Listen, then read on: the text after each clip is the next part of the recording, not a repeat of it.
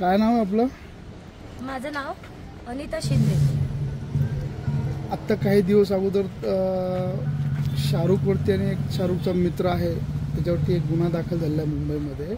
हां, तर तो गुन्हा कोणत्या अनुषंगाने आणि कसं काय झालं नेमकं तुमच्यात आणि त्या संबंधित व्यक्तीवरती, म्हणजे तुमचा संबंध वगैरे काय होता आणि तुमचं रिलेशन केव्हापासून आणि कसं होतं?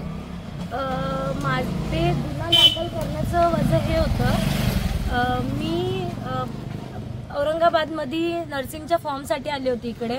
माझं ते फॉर्मचं काही सिलेक्शन नाही झालं आणि प्लस शाहरुख भाई ते माझे भाऊ होते 5 वर्षापासून. आम्ही दोघं एकमेकाला चांगलं ओळखत होतं. माझ्या शाहरुख भाईनी अमन शेखला जे हॉटेलच्या इकडे मला आणायसाठी पाठवलं होतं तिकडे. तर अमन शेख हॉटेलपर्यंत येऊन दुपारी 12 ते रात्री 7 वाजल्यापासून मला पूर्ण औरंगाबाद फिरवलं त्यांनी.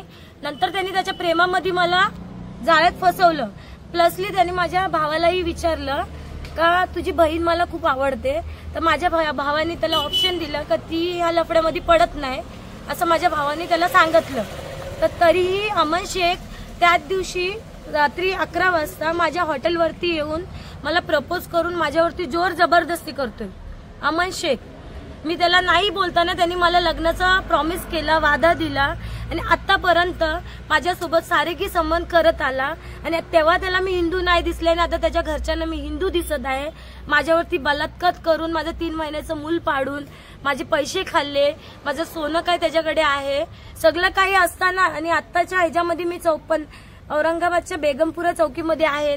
मुंबई पोलीस स्टेशन पंतनगर मधून न्याय आलेली आहे माझी इकडे. तरी लोक ऑप्शन उचलत नाही, त्याला उचलत नाही, त्याच्यावर कारवाई करत नाहीये ना, मला न्याय देत आहे. आणि मी या बेगमपुरा चौकीपर्यंत येऊनही माझ्यासोबत कोणी पोलीस सपोर्टला उभं राहत नाही. त्याच्यामध्ये एका चॅनलवाल्याने असं दाखवलं की तिथं धर्माचं नाव दिलेलं आहे. त्याच्यामध्ये तुमचा जो तुम्ही म्हणता हा शाहरुख माझा भाऊ आहे, भावाने शाहरुखने माझ्या भावासारखं आजपर्यंत राहिला, मी त्याला राखी दरवर्षी राखीही बांधते. तुमचं भावाचं आणि बहिणीचं प्रेम आहे.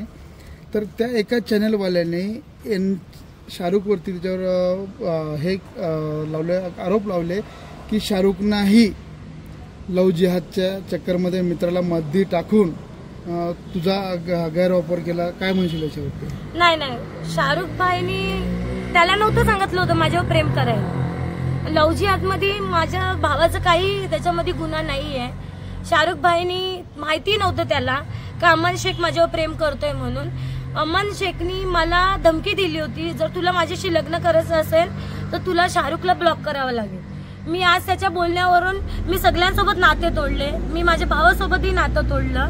मला शाहरुख भाई स्वतः बोलले नव्हते त्याच्यावर प्रेम करायसाठी. आज तुमच्या भावावरती आज आरोप केलेला आहे, या आरोप क्लिअर होण्यासाठी तुम्ही काय करताल? तुमच्या भावाला कुठपर्यंत सपोर्ट आणि काय सपोर्ट करताल?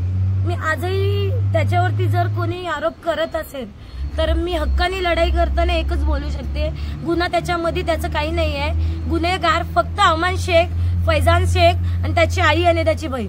एका चॅनलवाल्याने शाहरुख शेखच्या नावाने त्याची बदनामी केली आहे, त्याचे सर्वत्र त्याची बदनामी झालेली आहे. त्याचे वडीलही, शाहरुखचे वडील ते बातमी बघून हे सिरियस झाले होते. तर त्या चॅनलवाला ज्याला तुम्ही बाईट दिली अगोदर त्याच्या विरुद्ध तुम्ही काय करणार आहात? मी त्यांना एकच सांगेन, मला फक्त ज्यांनी माझ्यावरती हे जे अन्याय केलेला आहे मला त्यांच्याकडूनच आणि त्यांनाच एक न्याय द्यायचा आहे. माझ्या भावाने आताही पर्यंत माझ्यावरती कधी गलत केलेलं नाही. आजही मी ज्या मुश्किलमध्ये उभी आहे आणि आजही तो माझ्या सोबतही उभा आहे आणि मला एवढी त्याच्यावरती गॅरंटी आहे की तू लास्ट पर्यंत त्यांना गिरफ्तार करत पर्यंत तो माझ्या सोबतच उभा राहील. जर तो व्हिडिओ वगैरे जे चालू आहे एका चॅनलवरती तुमच्या भावाच्या विरुद्ध जे तुमच्या भावाची बदनामी होत आहे, तर तो व्हिडिओ बंद करण्यासाठी तुम्ही त्या चॅनलवाल्याशी किंवा त्या टीमशी बोलणार आहात का? हो, मी त्यांना बोलेन का त्याच्यामधून माझ्या भावाचा काही गुन्हा नाही आहे. त्यांनी फक्त त्याला आणायला पाठवलं होतं का त्यांनी असं नव्हतं बोललं का माझ्या बहिणीला जाऊन लव जिहादमध्ये फसव म्हणून. गुन्हा नसताना जर तुमच्या भावाची आज बदनामी होत आहे तर याच्यावरती तुम्ही याच्याकडे कसं बघताल? गुन्हा होत कारवाई मी करणार त्याच्यावर. जर त्याची गुन्हा नसतानाही गुन्हेगार त्यांच्या घरामध्ये आहे आणि नाही गुन्हा असताना त्याला तुम्ही पकडत आहे तर कानून हे गलत आहे. इथून पुढे तुमची भूमिका काय असणार आहे? माझी भूमिका हीच आहे का मी आज मुंबईवरून इथपर्यंत इथं आलेली आहे. माझ्यावर जे अन्याय होत आहे, मी आज बेगमपुरा पोलीस स्टेशन पर्यंत आहे. गुन्हेगार त्यांच्या घरामध्ये मस्तपैकी राहत आहे आणि मी एक मुलगी हिंदू आज रानोरान भटकत आहे. मला कोणीही न्याय देत नाहीये ना, माझ्यावरती न्याय देण्यासाठी कोणी ऑप्शनही उचलत नाही आणि बेगमपुराचे पोलीस स्टेशनही काही करत नाहीये. मी एकच बोलेन का मला न्याय द्या आणि गुन्हेगारांना उचला. तुमचं नाव? माझं नाव अनिता पांडुरंग शिंदे.